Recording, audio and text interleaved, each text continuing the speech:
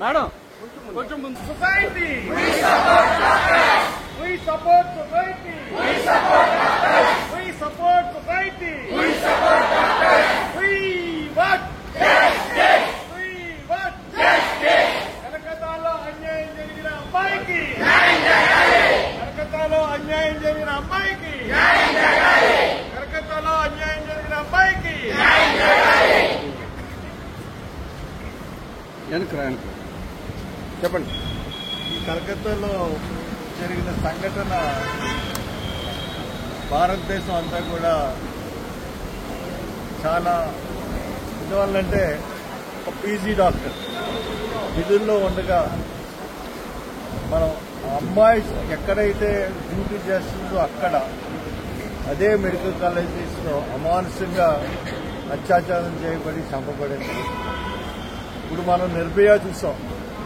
నిర్భయ చూసినప్పుడు మనకి ఒక నిర్మానుష్య ప్రదేశంలో బస్సుల గురించి వెయిట్ చేసినప్పుడు బస్సులోని దుండగులు ఎక్కి ఆ అమ్మాయిని అత్యాచారం చేసి చంపేశారు, వాళ్ళకి ఉరిశిక్ష చేశారు.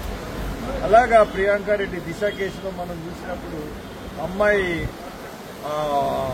హాస్పిటల్కి వెళ్లి వస్తుండగా అమ్మాయినికి దుండగులు కిడ్నాప్ చేసి తీసుకెళ్లి అమ్మాయిని చంపేశారు. ఆ నిందితులను వెంటనే ఎన్కౌంటర్ చేసి చంపేశారు. ఈ కేసు కల్కటా కేసు ఎక్కడైతే తను డ్యూటీ చేస్తుందో అక్కడ చంపబడింది, అత్యాచారం సాగింది. It's a very particular case. అంటే ఉమెన్ మీద ఇంత దారుణమైన ఇంత మెడికల్ కాలేజీ, ఒక మెడికల్ హాస్పిటల్, ఆ ప్రాంగణంలో అంత దారుణంగా అత్యాచారం జరిగి అంత దారుణంగా తను పైగా రూమ్ తలుపులు కూడా తీసి ఉన్నాయి అని అంటే the culprit is the superintendent of the hospital and principal of the medical college.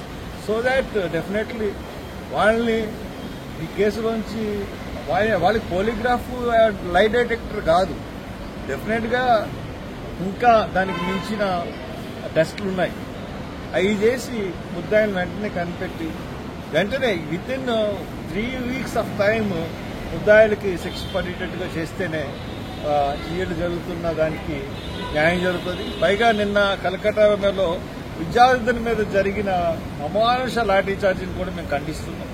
అందుకని కలకట్టా విద్యార్థులకి సంఘీభావంగా ఇవాళ రాజీవ్ గాంధీ కాలేజెస్ ఈ ర్యాలీ చేస్తున్నాయి.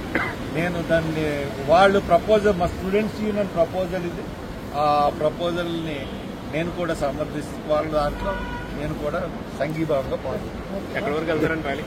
ఈ అంబేద్కర్ స్టాచ్యూ అండ్ పుష్కరాల దగ్గర స్ట్రీట్ కూడా వెనక్కి రండి.